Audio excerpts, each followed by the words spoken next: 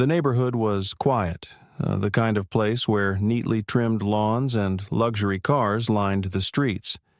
It was the end of a school day, and Jasmine, a smart and kind-hearted 16-year-old, walked home alone.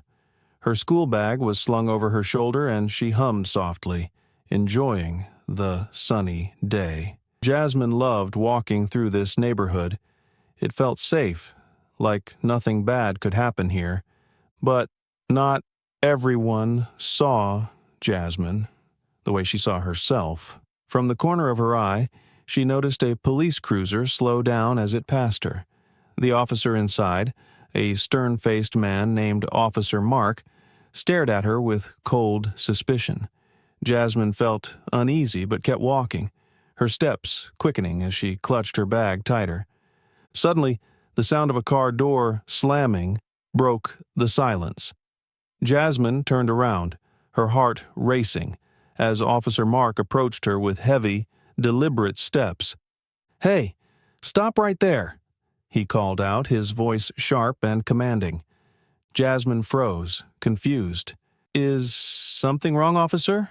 she asked politely, trying to stay calm. Mark's eyes narrowed as he looked her up and down. "What are you doing in this neighborhood?" he demanded. "I'm just walking home," Jasmine replied. "I live nearby." Mark scoffed, crossing his arms.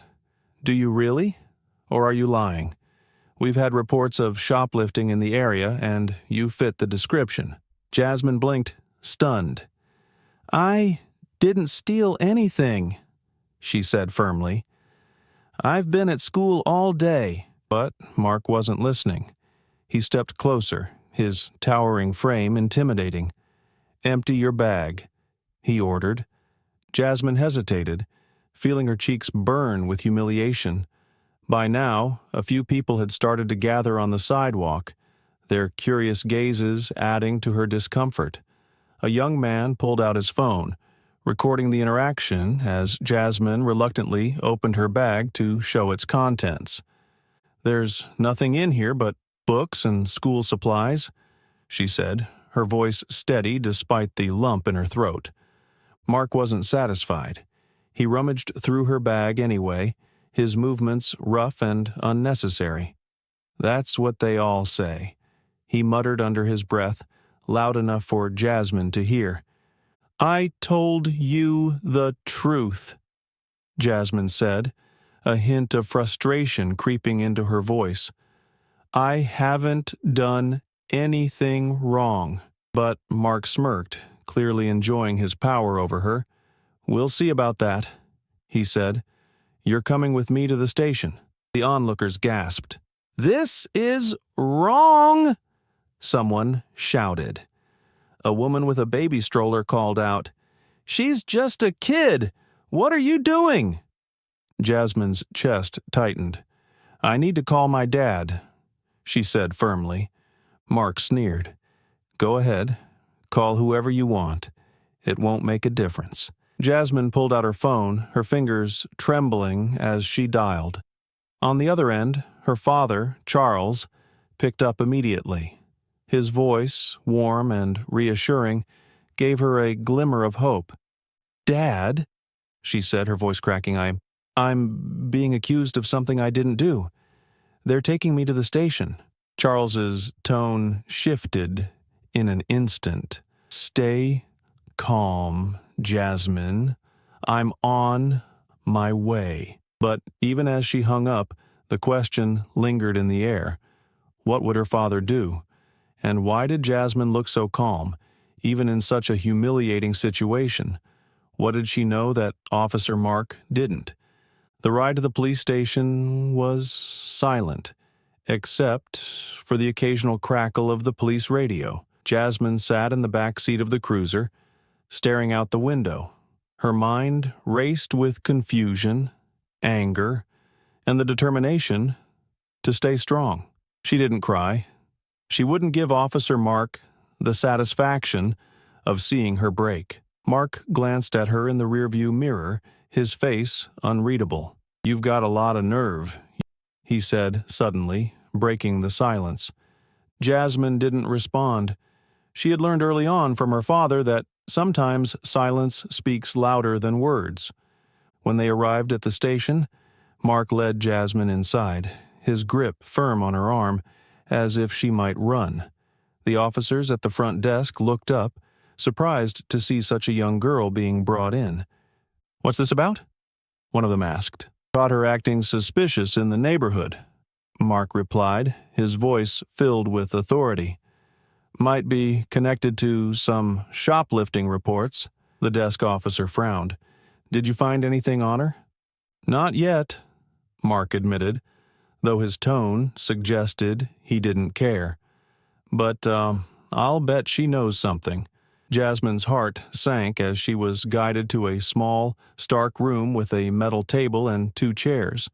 She sat down as Mark leaned against the doorframe, arms crossed. "You think this is some kind of game?" he asked, his tone cold.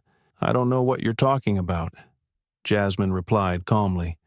"I told you, I didn't do anything wrong." Mark smirked. "We'll see." Meanwhile, back at her home, Charles was already in action. Jasmine's father wasn't just any man. He was a highly successful entrepreneur, known for his calm demeanor and razor-sharp intelligence.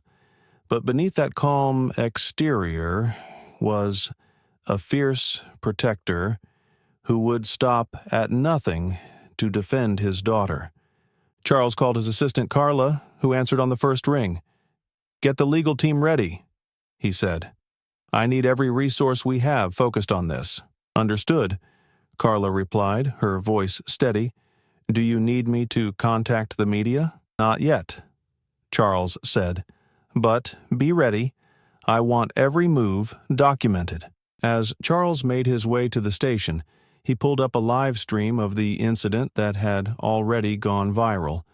The young man who had recorded the scene outside the cruiser had uploaded the footage online, and it was spreading like wildfire. Comments poured in, filled with outrage and support for Jasmine. "This is so wrong. That officer needs to be held accountable. She's just a kid. This is disgusting. Where's her family? They need to step in now." Charles clenched his jaw, his resolve hardening. He wasn't just stepping in. He was about to make a statement that would echo far beyond this one incident. Back at the station, Jasmine waited, her mind a mix of anxiety and quiet confidence. She knew her father would come through. He always did. But the humiliation of being treated like a criminal still weighed heavily on her. Mark returned to the room with a file in hand. He tossed it onto the table, letting the papers spill out. "Recognize any of these names?" he asked, pointing to a list of recent shoplifting suspects. Jasmine glanced at the papers, her face calm. "No," she said simply. Mark's frustration grew. "You're not helping yourself. The sooner you cooperate, the sooner we can clear this up." Jasmine raised an eyebrow. "You're the one who brought me here without cause. I'm not the one who needs to clear anything up." Mark's jaw tightened. "You think you're smart, huh? Well, let's see how smart you are when your dad gets here." The door opened abruptly, and a young officer stepped inside, looking flustered. "Mark, we've got a problem," he said in a hushed tone. "What now?" Mark snapped, stepping outside the room with the officer. Jasmine couldn't hear their conversation, but she could tell by Mark's expression that things weren't going his way. Charles arrived at the station moments later, his presence commanding. He was dressed sharply, his tailored suit and polished shoes a stark contrast to the chaos of the situation. When he walked in, the room seemed to pause. Officers looked up, some recognizing him immediately. Mark was still outside the interrogation room when he spotted Charles. His confident smirk returned as he approached. "You must be the dad," he said. "We're just trying to get to the bottom of—" Charles raised a hand, silencing him. "Where is my daughter?" he asked, his voice low but firm. "She's fine," Mark replied. "We're just asking her a few questions." "Without cause?" Charles asked, his tone icy. Without informing her legal guardian? Without evidence? Mark hesitated, his confidence faltering for the first time. Look, we're just following protocol. No, Charles interrupted. You're abusing your authority and now you're going to deal with the consequences. In the interrogation room, Jasmine sat up straighter as the door opened, revealing her father. Relief washed over her as he stepped inside, his calm demeanor immediately putting her at ease. "You okay, sweetheart?" he asked, his voice softening. "I'm fine, Dad," she said, "but this is ridiculous." Charles nodded, then turned to Mark, who had followed him into the room. "Release her. Now," he said, his tone leaving no room for argument. Mark bristled. "I can't just—" Charles took out his phone and made a call. "Yes, it's Charles. I need you to connect me with the commissioner immediately." Mark's eyes widened as he realized who he was dealing with. "Wait, there's no need to involve—" But Charles ignored him, speaking calmly into the phone. "Yes, Commissioner, I'm at your station. We have a situation involving my daughter and one of your officers. I need it resolved immediately." The color drained from Mark's face as he listened. Jasmine watched the scene unfold, a mix of relief and pride swelling in her chest. Her father wasn't just defending her, he was exposing the injustice for everyone to see. As the commissioner's instructions were relayed to the station, Mark had no choice but to release Jasmine. But Charles wasn't finished.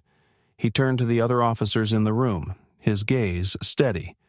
"This isn't just about my daughter," he said. "It's about every young person who has been treated unfairly because of bias and prejudice. This ends now." The young man who had filmed the initial encounter stepped forward, his phone still recording. "Mr. Charles, do you have a message for everyone watching this?" he asked. Charles met the camera's lens with a determined expression. "Yes," he said. "Speak up, hold people accountable, and never, ever let anyone silence you." The video went viral within hours, sparking a national conversation about systemic bias and the power of standing up for what's right. For Jasmine, the experience was a painful reminder of the challenges she would face, but it was also a testament to the strength of her family and the power of justice. And for Officer Mark, it was a day he would never forget, a reckoning that forced him to confront the consequences of his actions. The bustling neighborhood was alive with the usual hum of life. Kids played hopscotch on the sidewalks, families walked their dogs, and street vendors served their loyal customers. Among the cheerful chaos stood Jasmine, a bright-eyed teenager on her way home from her best friend's house. She carried a small bag of snacks and wore her favorite hoodie, her headphones tucked snugly over her ears. As Jasmine reached the corner of Maple and Birch Street, she noticed a patrol car parked nearby. She didn't think much of it until she realized the officer inside was watching her closely. Officer Mark, a veteran policeman known for his rigid and often biased demeanor, stepped out of his car. His sharp gaze landed on Jasmine as he strode toward her. "Hey, you!" he barked, his voice startling a few passers-by. Jasmine froze, pulling off her headphones. "Yes, officer?" she asked, trying to sound polite despite the tension in her chest. "Well, what are you doing around here, he demanded, his eyes scanning her bag and her hoodie. Jasmine blinked, confused. "I'm just walking home." Mark's eyes narrowed. "Walking home, huh? Let me see your ID." Jasmine hesitated. "I'm only 16. I don't have an ID yet." Mark crossed his arms, his suspicion evident. "What's in the bag?" "Just snacks," Jasmine replied, her voice steady, despite the growing knot of unease in her stomach. Mark didn't seem convinced. "Mind if I take a look?" Jasmine hesitated again, but handed over the bag. Mark rummaged through it, pulling out a bag of chips and a juice box. His expression didn't soften. "You match the description of someone we've been looking for," he said coldly. "A shoplifter." "What?" Jasmine exclaimed, her voice rising in disbelief. "I didn't steal anything." "Don't get smart with me," Mark snapped. "You're coming with me to the station until we figure this out." The unfolding scene quickly drew attention from bystanders. A young man standing nearby pulled out his phone and began recording. "Hey, she didn't do anything," he called out. "Why are you harassing her?" "Stay out of it," Mark barked, his grip tightening on Jasmine's arm. But the bystander didn't back down. He continued recording, his voice firm as he narrated the encounter. "This officer is detaining a young black girl for no reason," he said. "She's just walking home. This is wrong." Jasmine looked at the camera, her eyes filled with a mix of fear and defiance. "Please," she said softly, "I didn't do anything." Back at home, Charles, Jasmine's father, was busy reviewing documents for an upcoming business deal when his phone buzzed. It was a notification from a popular social media platform. Clicking on it, he saw a live video of Jasmine being led to a patrol car, her face pale but calm. His heart stopped for a moment before racing with both fear and fury. Without hesitation, Charles grabbed his keys and headed for the door. He called his assistant on the way. "Carla, I need our legal team on standby," he said, his voice steady but commanding. "And find out which station they're taking Jasmine to." "Yes, sir," Carla replied instantly. "I'll update you in 5 minutes." Charles hung up and pressed the gas pedal. He knew this wasn't just a misunderstanding.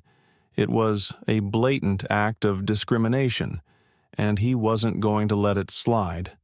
At the station, Jasmine sat quietly in a cold, gray room. The walls were bare, and the only sound was the faint hum of a ceiling fan. She tried to stay calm, replaying her father's words in her head. "Always stay calm, no matter what. We'll handle it." Mark entered the room, a smug look on his face. "You might as well confess now," he said. "It'll make things easier for you."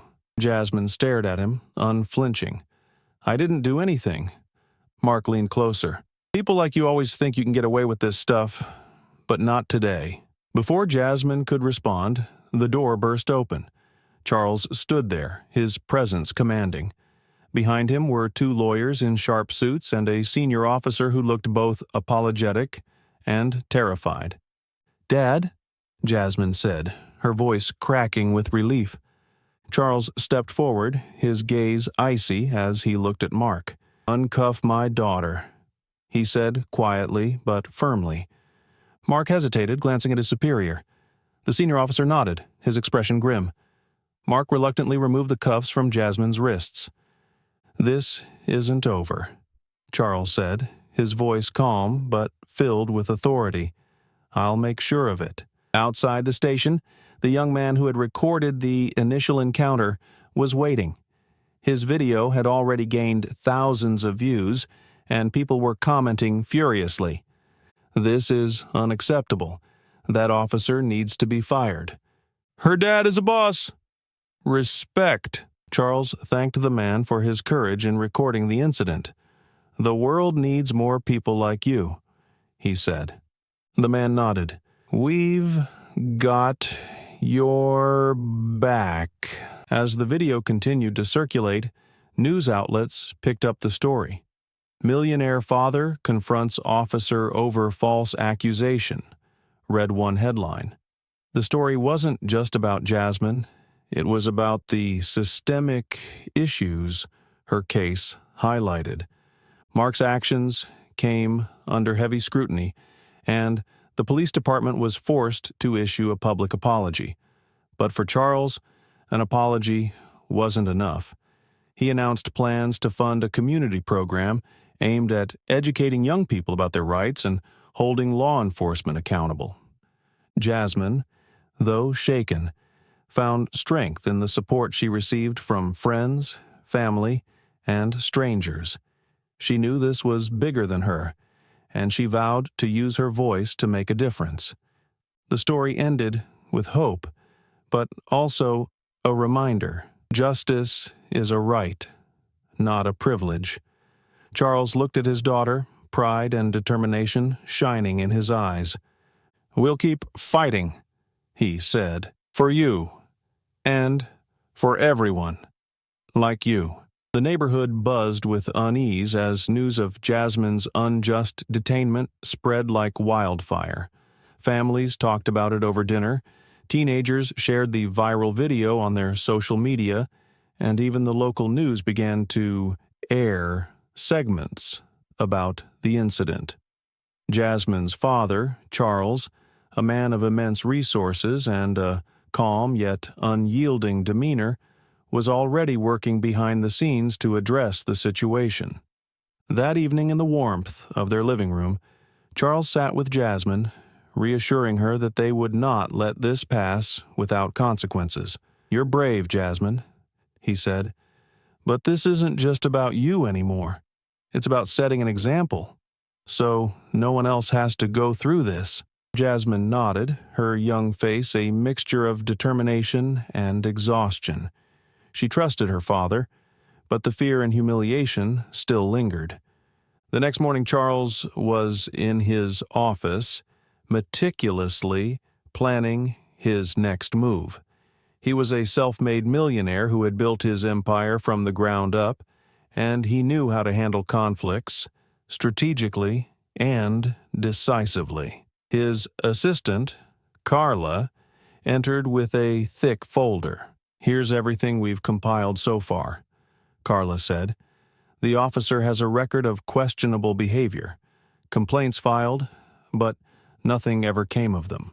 Charles flipped through the folder, his jaw tightening. "It's time to change that." He made a series of calls, each one bringing him closer to the justice he sought. First, to his legal team, instructing them to prepare a civil suit against the officer and the department. Next, to a few influential friends in the media, ensuring the story would remain in the public eye. Lastly, he contacted community leaders to rally support. Meanwhile, the viral video continued to gain traction. Influencers, activists, and even celebrities shared the clip, adding their voices to the growing chorus of outrage. Hashtags like "Justice for Jasmine" and "Hold Them Accountable" trended across platforms. One influencer posted, "This isn't just a one-time incident. It's a symptom of a much larger problem. We stand with Jasmine and her family." The overwhelming support emboldened Charles further. He wasn't just fighting for Jasmine, he was fighting for justice, equity, and the countless others who had faced similar situations but lacked the resources to fight back. At the local police department, tensions were high. Officer Mark, the man who had falsely accused Jasmine, sat in his office, his confidence visibly shaken. The viral backlash had brought unwanted attention to his record, and even his colleagues had begun to distance themselves. His superior, Chief Lawson, called him into a private meeting. "Mark," the chief said, his voice heavy with frustration, "you've put this department in a very difficult position." "I was just doing my job," Mark replied defensively. "Your job," the chief shot back, "does not include targeting innocent people or making baseless accusations. This isn't the first time complaints have been filed against you, and now the entire country is watching. You've left us no choice but to launch a formal investigation." Mark's face paled, but he knew there was no arguing with the chief's tone. As the investigation began, Charles was contacted by a major news outlet for an interview. He agreed, seeing it as another opportunity to shine a light on the issue. Sitting in the studio under the bright lights, Charles spoke with a calm yet passionate conviction. "This isn't just about my daughter," he said. "It's about accountability. It's about ensuring that no one, child or adult, has to endure this kind of treatment ever again." The interview aired that evening, and it struck a chord with viewers nationwide. People shared their own stories of injustice, creating a wave of solidarity that transcended age, race, and geography. Jasmine, though initially hesitant, decided to speak up as well. In a heartfelt video she posted online, she said, "At first, I was scared, but now I'm inspired. I want to thank everyone who has supported me and my family. Let's keep working together to make things better for everyone." Her video went viral almost instantly, garnering millions of views and an outpouring of positive comments. "You're so brave," one person wrote. Another added, "This is the change we need." As the legal proceedings against the officer and the department moved forward, Charles received a surprising call. It was from Chief Lawson, who wanted to arrange a meeting. "I believe we need to have a conversation," the chief said. "This situation has brought to light some serious issues within our department, and I'd like to discuss how we can move forward." Charles agreed, but he made it clear that this meeting was not about appeasement. It was about action. The meeting took place in a neutral location, attended by Charles, Chief Lawson, and a few community leaders. The conversation was candid and at times heated, but it ultimately led to a series of actionable steps: mandatory bias, training for all officers, the establishment of a civilian oversight committee, and a commitment to transparency and accountability. "This is a start," Charles said as the meeting concluded, "but I'll be watching closely to ensure these promises are kept." On the day of the civil trial, the courthouse was packed with supporters holding signs that read, "Justice for Jasmine," and "Accountability Now." Inside, the atmosphere was tense as Charles's legal team presented their case, highlighting the systemic failures that had led to the incident. When it was Jasmine's turn to testify, she spoke with poise and honesty. "I've always been taught to respect authority," she said, "but respect is a two-way street. What happened to me was wrong, and it shouldn't happen to anyone else." Her words moved the courtroom, even bringing some to tears. In the end, the judge ruled in favor of Jasmine and her family, ordering the department to pay a substantial settlement and implement the reforms agreed upon in the earlier meeting. It was a victory, but for Charles and Jasmine it was just the beginning. That evening, Charles and Jasmine stood on their porch, watching the sun set. "We did it, Dad," Jasmine said, a small smile on her face. Charles nodded. "We made a difference. But remember, Jasmine, this fight isn't just about winning. It's about making the world better for the next generation." The community's collective outrage continued to grow as more details about the incident surfaced. Jasmine's story became a rallying cry for justice and accountability, with individuals from all walks of life coming forward to express their support. At her school, teachers and students alike discussed the event during lunch breaks and assemblies, while local activists organized peaceful protests demanding systemic change. Charles, always the strategist, began to coordinate with influential figures who shared his vision. Among them was Dr. Elaine Morrison, a respected sociologist and advocate for justice reform. Together, they planned a town hall meeting to address the incident and the broader issues it highlighted. The goal was clear: to turn anger into actionable solutions. As preparations for the town hall gained momentum, Jasmine found herself at the center of attention. Reporters wanted to interview her, classmates looked to her as a symbol of strength, and community members reached out with messages of encouragement.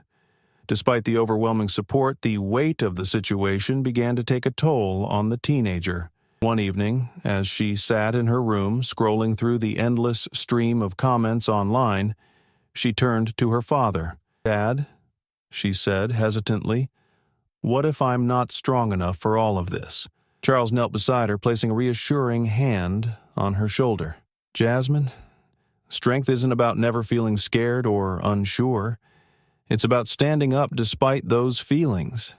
And you've already shown more strength than most people ever will." Jasmine nodded, her resolve renewed by her father's unwavering belief in her. She knew this fight was bigger than herself, and she was determined to see it through. Meanwhile, the legal battle was heating up.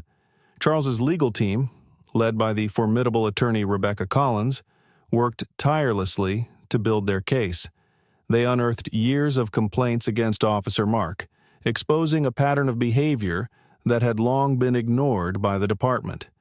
These revelations added fuel to the fire, further galvanizing the public and putting immense pressure on the police department to take accountability. Officer Mark, on the other hand, found himself increasingly isolated.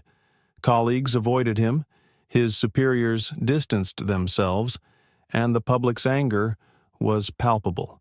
Mark's frustration turned to desperation as he realized the gravity of his actions.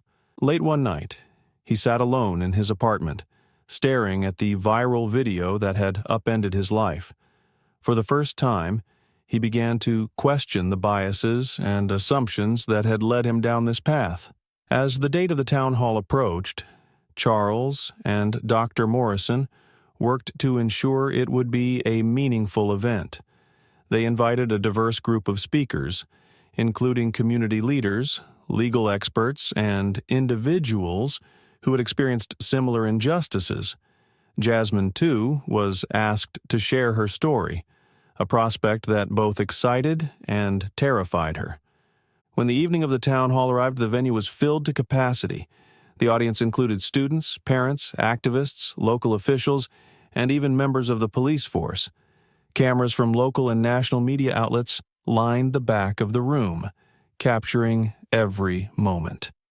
Charles opened the event with a heartfelt speech, thanking the community for their support and emphasizing the importance of unity.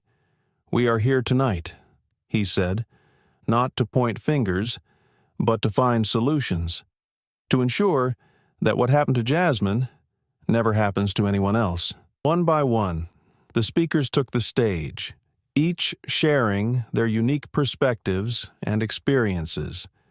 A young man recounted his own encounter with racial profiling, while a mother spoke about her fears for her teenage son. Legal experts discussed the systemic issues that allowed such incidents to occur, offering practical steps for reform. When it was Jasmine's turn to speak, the room fell silent. She took a deep breath, her hands trembling slightly as she approached the microphone.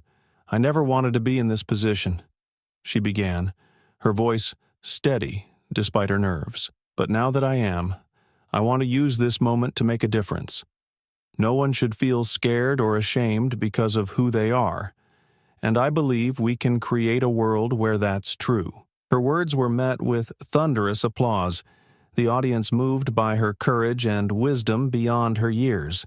For many, Jasmine's speech was the highlight of the evening, a powerful reminder of why they had come together. As the town hall concluded, Charles felt a sense of hope he hadn't experienced in weeks. The event had not only sparked meaningful conversations, but also laid the groundwork for tangible change. Community leaders pledged to work on reforms, police representatives expressed a commitment to rebuilding trust, and activists vowed to keep the momentum going. In the days that followed, the legal case took a pivotal turn. The evidence against Officer Mark was overwhelming, and the department announced that he would face disciplinary action. Additionally, the police chief publicly apologized to Jasmine and her family, acknowledging the department's failures and promising a comprehensive review of its policies and practices. For Charles and Jasmine, the apology was a step in the right direction, but they knew the work was far from over. They continued to advocate for systemic reform, using their platform to amplify the voices of others who had experienced injustice. Jasmine's story became a symbol of resilience and hope, inspiring countless individuals to stand up against prejudice and inequality. Her courage sparked a movement that extended far beyond their community, proving that even in the face of adversity, change is possible. Through it all, Charles remained by his daughter's side, guiding her with his wisdom and strength. Together, they turned a moment of injustice into a catalyst for transformation, leaving a lasting impact on their community and beyond. As the weeks unfolded, the ripple effects of Jasmine's story began to touch lives far beyond their small town. Social media platforms were flooded with hashtags championing her bravery and calling for justice. Her face became a symbol for a growing movement, her story resonating with people who had faced similar prejudices or who had long sought change within the justice system. Jasmine herself was beginning to realize the weight of the platform she had gained, even as she tried to balance her newfound responsibilities with the challenges of being a teenager. Charles, ever the strategist, was already one step ahead. He began coordinating with other families who had experienced similar incidents, pooling resources and stories to create a powerful coalition. His goal was clear: to hold systems accountable and push for reforms that would prevent such incidents in the future. "This isn't just about Jasmine," he often told the coalition members during their virtual meetings. "This is about creating a safer, fairer world for everyone." Meanwhile, the legal case against Officer Mark continued to escalate. The evidence presented by Charles's legal team was irrefutable, and public pressure left the police department with no choice but to announce a suspension pending a full investigation. For Officer Mark, the walls were closing in. His attempts to justify his actions in interviews backfired, as his words only served to highlight the biases and assumptions that had guided his behavior. Jasmine, despite her initial reluctance, began to embrace her role as an advocate. She started speaking at local schools, sharing her story and encouraging young people to challenge prejudices and stand up for what they believed in. Her speeches, though simple and heartfelt, carried immense power. "I'm not just standing here for myself," she said at one gathering.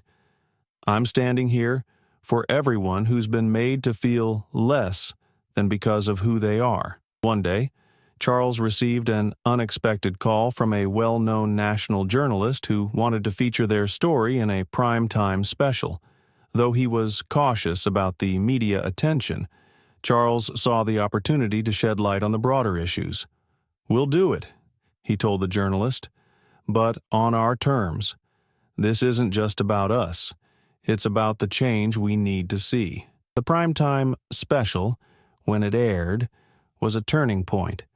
With candid interviews, footage from the town hall, and testimonials from community members, it painted a powerful picture of resilience, unity, and the fight for justice. Jasmine's poised responses during the interview captured hearts nationwide.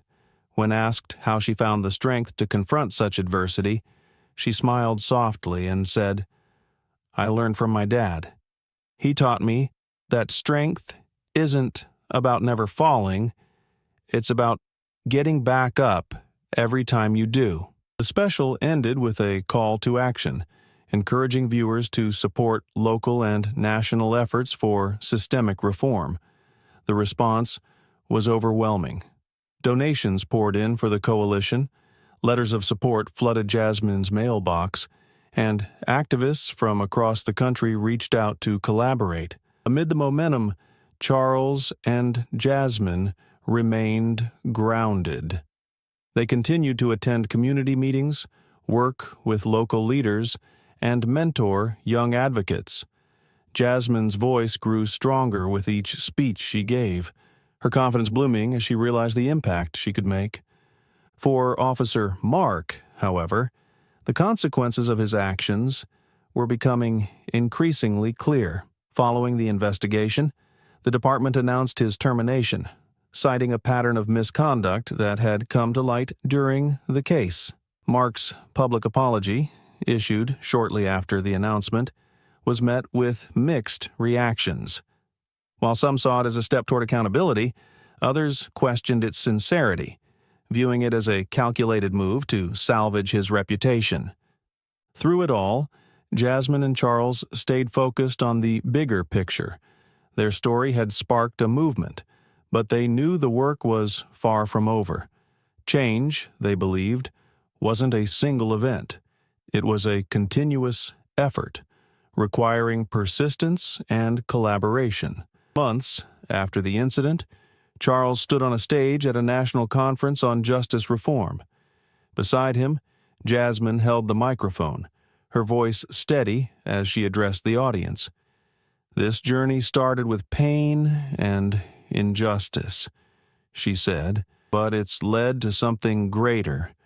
We've seen how one voice can inspire many, how one story can create change, and we're just getting started." The audience erupted into applause, their admiration and support evident. Charles placed a hand on his daughter's shoulder, his pride in her immeasurable. Together, they had turned a moment of injustice into a lifelong mission for equity and understanding. As they left the stage, a reporter approached them asking, "What's next for you both?" Charles smiled, glancing at Jasmine before answering. "Whatever it takes," he said. "We're ready for whatever comes next." As the echoes of their story reverberated far and wide, Jasmine and Charles found themselves at the forefront of a movement they hadn't anticipated but wholeheartedly embraced. Their resilience, paired with their unwavering commitment to justice, inspired people across the nation. But amidst all the attention, they remained deeply connected to the heart of their journey, a fight for dignity, equality, and the power of truth. One evening, Jasmine and Charles sat together on their front porch, the setting sun painting the sky with warm hues. A gentle breeze rustled the leaves of the old oak tree, and for a moment, the world felt quiet and still. Jasmine turned to her father, her expression a mix of gratitude and determination. "Dad," she said softly, "do you think we've done enough?" Charles smiled, his eyes filled with wisdom and love. "Enough? Jasmine, what we've done is only the beginning. Change isn't a destination, it's a journey, and we've taken the first steps together." Jasmine nodded, understanding the weight of his words. She knew there would always be more to do, more voices to uplift, more barriers to break.